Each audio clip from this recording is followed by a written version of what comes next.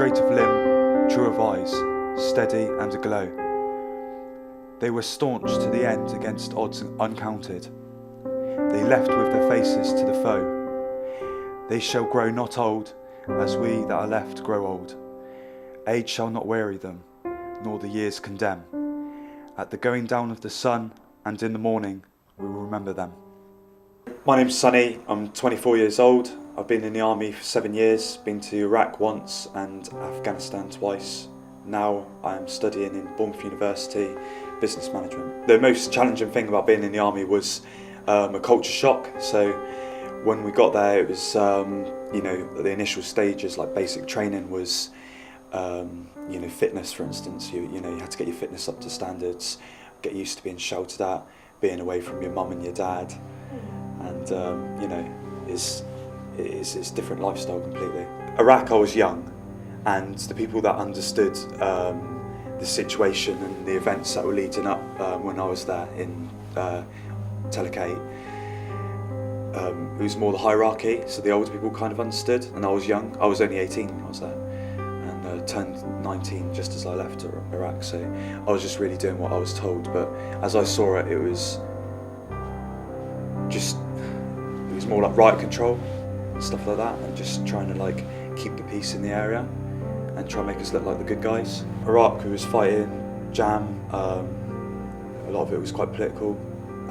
Afghanistan was more like fighting the Taliban because of they believe their morals are, and their religion is intact, and they believe in what they're doing. I think Afghanistan's a lot more scary than Iraq, if looking back at it. But I think the most scary part of it is when you get back and how it affects yourself and your mind. I'm going to sound quite opinionated now, but the main people that you hear about, they're giving it big licks in the pub and saying, oh, I done this and I done that when I was in Afghanistan. The people that love to talk about it are the people that never actually done it. No matter how big and hairy you are, everyone's mind can be weak at some stage. So, to be honest, I left the army because I needed to. I was getting a hell of a state. I was drinking all the time, and I was being aggressive and fighting, and I wanted to get out and do something that was going to be a bit purer for my mind. So I needed to focus my mind. So I thought, studying for a degree would be a good thing to do, because you're using your mind constantly and you're not thinking about other things like externalities of your mind. So just trying to focus my mind towards one common goal. And also, I think, obviously, getting a degree or something like that is going to put you in good stead for the future. So the moment when I realised I had to start changing the way I behaved, and is because it was another culture shock coming from the army to go back to, or coming from Afghanistan and going back into civilization. You've just got to adapt to your environment around you. But sometimes it's hard, and sometimes I can't do it. It's just as simple as that. Sometimes I get drunk, and sometimes I can't control myself. When I was in the army for 7 and a bit years, I was constantly living with men, because I was in an infantry regiment.